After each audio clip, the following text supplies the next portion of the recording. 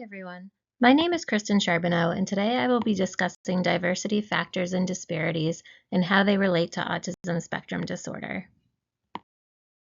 So to begin, I'd just like to give some insight into what exactly I'll be addressing in this presentation and what I hope viewers will take away from it.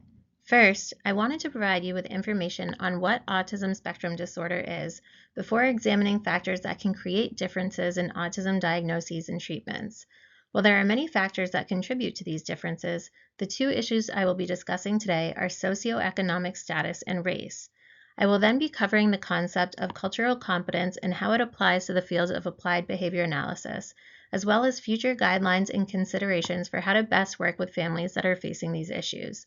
I'll conclude by exploring the importance of becoming a culturally competent behavior analyst.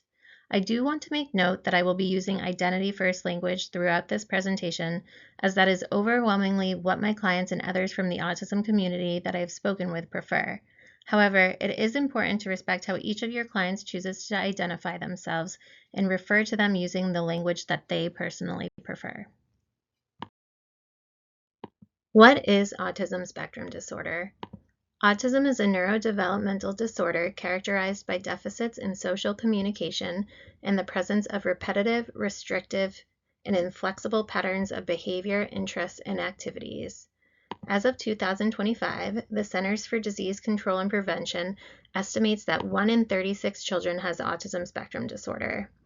From 2011 to 2022, the prevalence of autism increased 175%, with autism diagnoses rates continuing to significantly rise. Autism can be reliably diagnosed by a specialist by the age of 2, but the average age of autism diagnoses in the United States is 5 years. Despite these increased rates, there are concerns regarding disparities when it comes to diagnosing and treating autism spectrum disorder. Racial disparities in behavioral health services refer to differences in access to and quality of health services experienced by different racial groups. Research has shown that children from racial and ethnic minority groups are less likely to be diagnosed and more likely to receive a misdiagnosis, such as being labeled with a behavior disorder. A large study conducted in 2020 found that the average age for diagnoses of autism in Black children was over the age of 5 and more than 3 years after parents first raised concerns about their development. This significantly delays critical early intervention services that support long-term development. These disparities continue post-diagnoses, with research demonstrating that families from minoritized racial groups having disproportionately lower access to services, lower quality of care, and limited access to resources.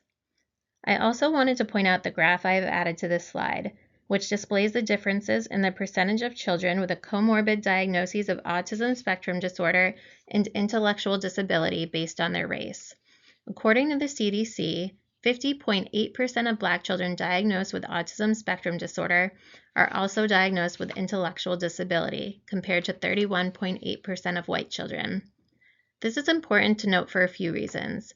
It could suggest a need for improvement in the evaluation and early identification of developmental concerns in children when a cognitive impairment is not present. Black children especially that do not have intellectual disability and are presenting with more subtle autism are being overlooked. It also highlights a pressing need to determine whether implementation of a timely diagnosis paired with early intervention services would reduce the proportion of Black autistic children with a comorbid diagnosis of intellectual disability. Aside from the disparities in the diagnoses and treatment processes, there are concerning differences in the way autistic people of color are treated compared to their white peers. Research shows that a substantial proportion of autistic individuals come into contact with police in their lifetime, and these encounters often escalate. Common signs of autism, including nonverbal cues like lack of eye contact, pacing, and fidgeting, can be misperceived by police as acting suspiciously or failing to comply with instructions. Black autistic youth face elevated risk of negative outcomes during police interactions, and autistic children of color are more often restrained, sedated, or hospitalized during routine health care appointments. There are several reasons why racial disparities continue to be a problem in autism care, many of which are multifactorial and intersect with socioeconomic factors. Black, Indigenous, and people of color often face difficulties accessing healthcare services due to financial resources and lack of insurance. Poverty rates are typically higher in communities of color, and shortages of specialists are more pronounced in low-income areas. Many healthcare professionals have implicit biases that may negatively affect their communication with families and gathering of symptoms. This in turn can affect their assessment of presenting symptoms and lead providers to attribute autism symptoms to behavior problems that are stereotypical of children of color. Language and cultural barriers can hinder communication between parents and healthcare professionals, which can lead to misunderstanding and misdiagnoses. Many standardized diagnostic tools and assessments have been developed primarily for white English-speaking populations. In addition, low awareness of autism spectrum disorder and its symptoms has consistently been a reported barrier by Latino communities. In a subsample of Latino families with limited English proficiency, more than 85% indicated a lack of knowledge about autism. Research for the evaluation of autism has relied heavily on white middle-class samples, and as a result, the traditional knowledge base of ASD symptoms may not accurately represent the experiences of families of color. Though racial disparities persist, they have narrowed over the past decade, largely due to raised awareness and education, as well as increased cultural competency among healthcare professionals. The other diversity issue I would like to address are the inequities that autistic individuals and their families face due to socioeconomic status. A study conducted in 2021 examined disparities that impact access to health services and treatments. Autistic children from lower socioeconomic backgrounds receive fewer treatment hours a month in comparison to autistic children from higher socioeconomic backgrounds. Children coming from a lower socioeconomic background had later diagnoses of autism and were prescribed more medication and had limited resources and less access to early independent evaluations. I included a statistic that states in 30% of households with autistic children, an adult limits or stops work to care for the child. In comparison, only 12% of households with children who have other special healthcare needs and 2% of other households with children report the same. The results of 40 different studies indicated that low-income and racial ethnic minority autistic children were less likely to participate in transition planning meetings, enroll in post-secondary education, find competitive employment after high school, live independently, participate in social activities, and receive healthcare transition services than their white peers. As I mentioned, racial and socioeconomic disparities often intersect, with poverty disproportionately affecting Black families in the United States.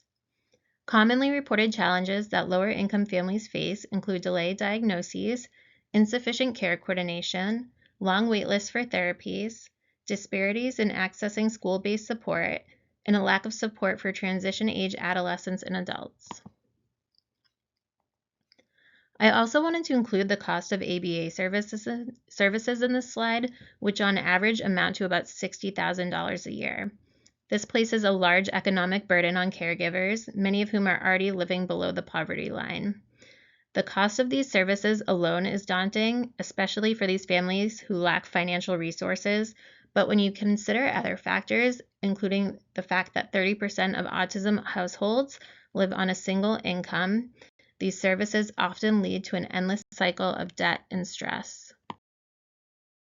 After examining just a couple of the disparities that many of our own clients face, it is essential that we understand the importance of cultural competence in the practice of applied behavior analysis.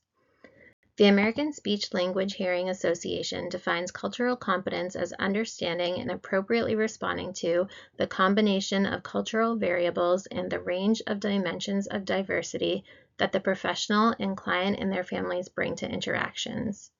To be an effective clinician working in this field, a clinician must identify their own cultural identity and recognize our implicit biases so that we can create and implement personalized treatment plans that align with the client's values, beliefs, and family dynamics.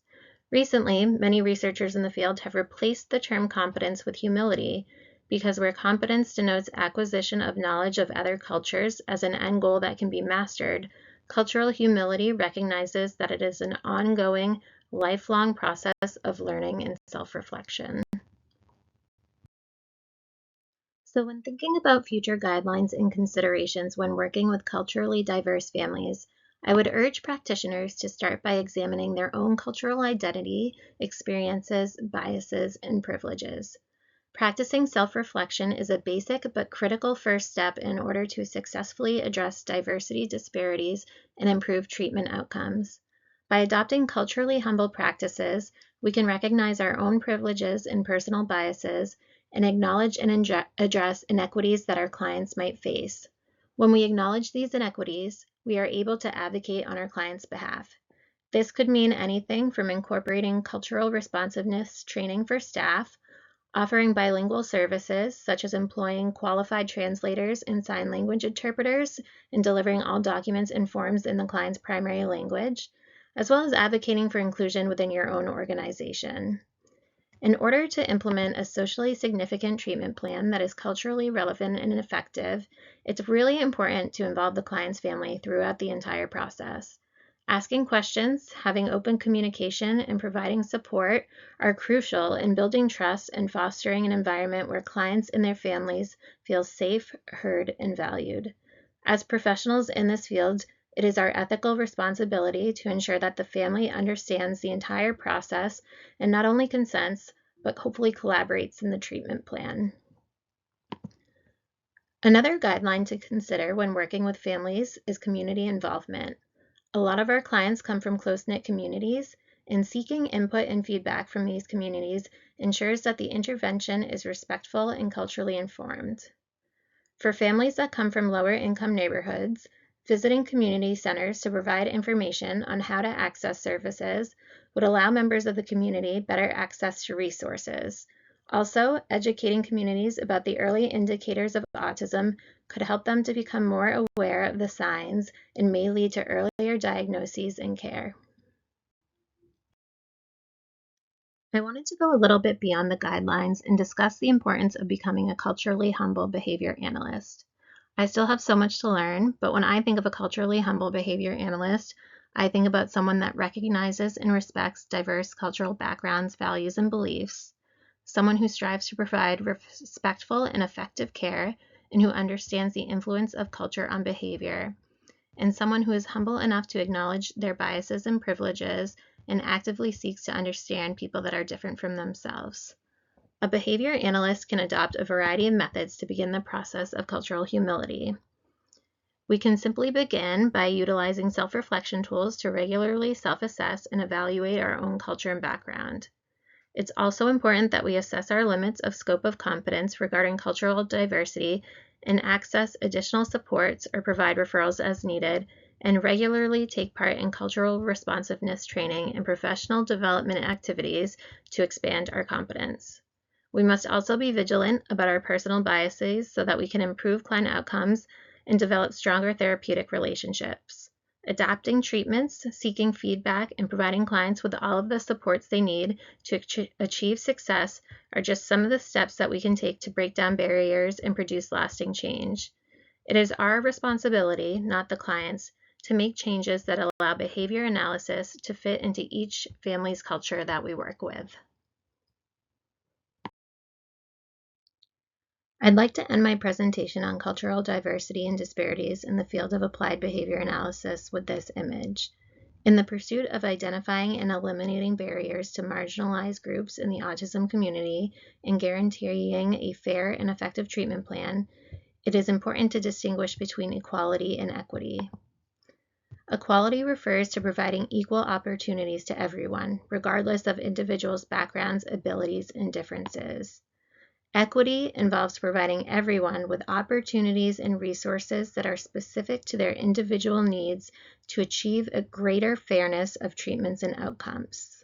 The fence in this picture represents the obstacles and barriers that hinder individuals from fully participating and benefiting in our society. One of our goals as behavior analysts is to break down those barriers and meet the unique needs of every single client that we work with so that we can provide ethical and effective treatment plans. By addressing disparities for those in the autism community, we take an essential first step in creating a more equitable and inclusive world.